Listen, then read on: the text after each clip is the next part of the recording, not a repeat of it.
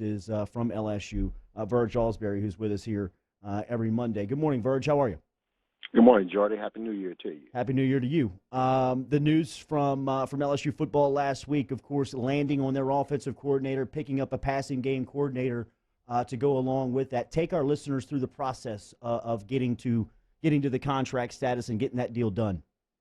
You know, one thing that we talked about earlier, you heard Coach O speak about getting back to where we were on offense as a complete unit, a complete group, like we were the year before, national championship run.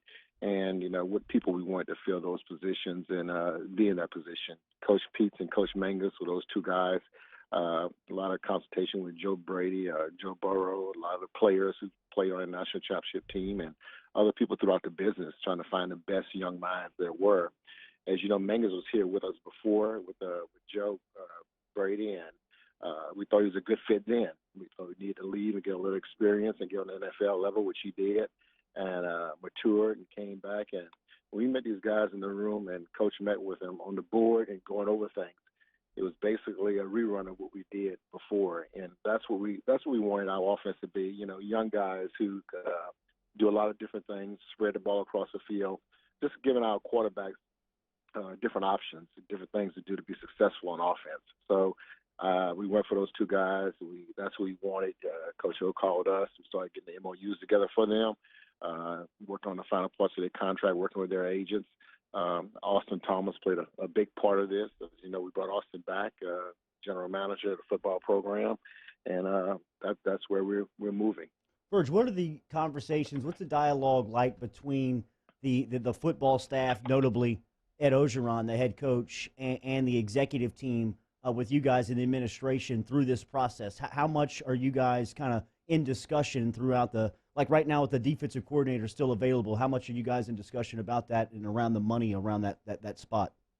Well, one thing we do, you know, we don't tell Coach who to hire, but we do recommend names and give names, and people call us, agents call us. One thing, you know, Scott and I, a lot of us in the building, been in the business a long time and know a lot of these people, know agents and NFL guys calling, and there's a lot of people calling and recommending people for the position. We kind of give them like what we're looking for in that position, what type of person we're looking for. We recommend everything to Coach, and then Coach goes through the decision process of, you know, interviewing and talking to people. And we're going to be found on the defense side of the ball. It's just the process we're going through. You know, we give a budget. We give numbers there. You know, we like to stay within these numbers here for this person. Now, you know, Jordan, like anything else, this person here is the best of the best, and we know we might have to go up a little bit on the budget numbers. But he has a budget. He talks to us consistently about, you know, what do you like to pay this person, that person, and we talk over it. There's different things in the contract we could do and change in the contract to make it flow better. But there's constant talk. There's constant conversation. They letting us know step by step who they're bringing in, who they're interviewing. So we have to approve those things of bringing people in. You definitely have to do background checks, NCAA background checks, SEC background checks, university background checks. So there's a lot of things we know to give us a name, and we have to do the background checks on these people to make sure that they're clear when they come here, and they hit the ground running. Things move very fast, very fluently, especially when you get into your person that you want to lock down. And, you know, we try to give them those MOUs before they leave town. And look, this is the deal, talking to their agents to solidify that person. You mentioned Austin Thomas, Verge. Expound on that a little bit. What role did Austin play in this? What is his role in the continued search? And how's his return back to the fold been thus far? You know, Austin's going to be coming back to us, and he still has some background checks things to finish up.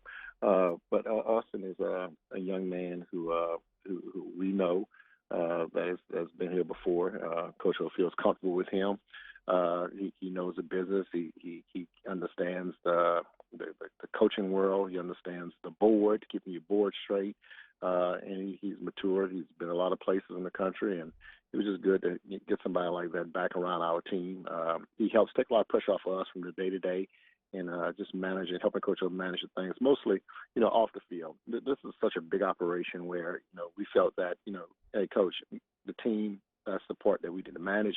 And everybody has this around the country. All off the field issues, off the field things, your board, your management, off the field. Hey, this is one of the best young men in the country to do that, and that's where he fits in that piece of the puzzle. Executive Deputy AD from LSU, Verge Alsbury, joining us here on a Monday morning on Off the Bench, ESPN, Baton Rouge, New Orleans, and Alexandria. We knew what some of the restraints that COVID put on the administrations around the country on dealing with in-game events, live events on campus.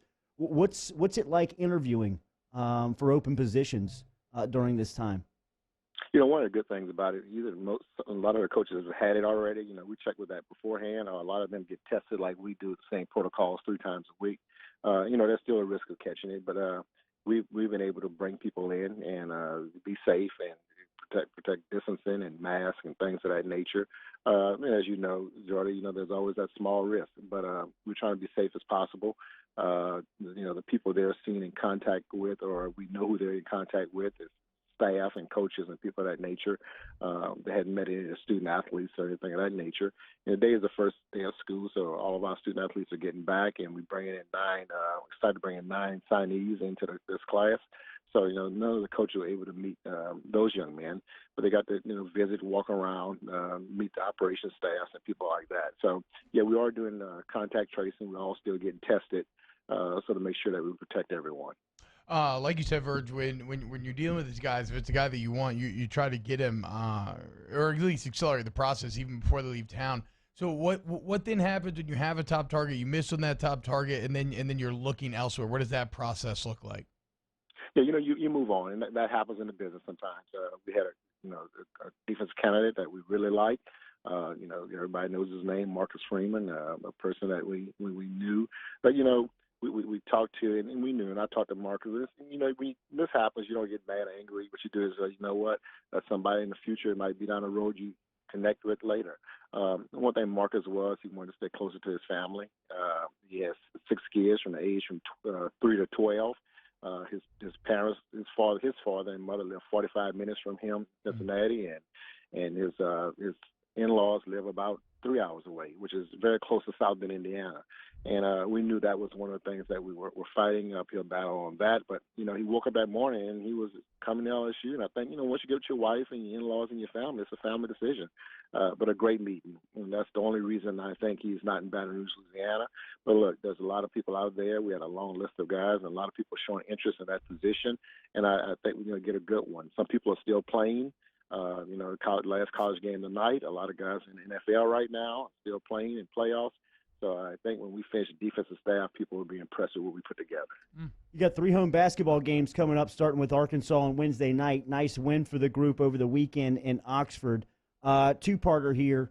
What do you think about the basketball team up to this point? And then have you learned anything about the attendance where they may let a couple of more people in as this process continues to develop? First on the process, we don't know that yet. I think the attendance numbers are going to stay where they are. I know there are some statements coming out from the state level here pretty soon this week and next week. So I think we're going to keep those numbers where they are, Jordy. The basketball team is very exciting. You talk to Will. This is probably the deepest team he's ever had since he's been here. And I think pretty much one of the deepest teams we've had in the history of LSU. So many players who could play and come off the bench. That's the advantage we have. You talked about the protocols for COVID. This week they're supposed to play Missouri. They had a problem. They had an issue where they changed swap real quick to Ole Miss. And I think you'll see those things happening throughout the year. Basketball indoors, a lot of things happening. We all just praying, keeping our fingers crossed that we get the whole basketball season in. You heard what the NCAA is talking about having everything in Indianapolis. So this is a moving process as we go through it. But the basketball team very excited. Thomas injured his ankle this week, but I think he's okay. He's fine. Talking to Will. And I think we're very, very excited about this basketball team. Yeah, we'll talk to Will Wade coming up here in about 15 minutes on Off the Bench. And it was good to see 5 former LSU players named to the AP All-Pro team. It looks like you'll definitely have one or a couple on Super Bowl Sunday as they're all over the playoffs. So thanks for the update as always, Verge. We'll talk to you soon. Thanks, Ed. Appreciate you. Thank you. Man. There's Verge Osbury checking in. We'll close out hour one. Who would be in the national championship tonight and who's still playing the playoffs? I know there's been some smoke around Ryan Nielsen, maybe. I think the line coach of the Saints. Nielsen's name jumps Pretty much up. Still in the playoffs. If you're setting that criteria. I don't know about the college football game in terms that's just a little interesting given that it's Alabama and Ohio State. But look, I don't agree with some of these comments like T-Bob, they should have people standing in line. They don't. Or Darvin Carter going after Freeman was good, but you must have at least 4 to 5 DCs to interview poor playing. They do. I don't think any of this is taking them by surprise. This is just all the process. You go over your top target and then you move on to your second most, third most, and that's exactly what LSU is doing right now. We'll talk more about Freeman later in the show. Close that hour one next. Off the bench with Kalana and T-Bob.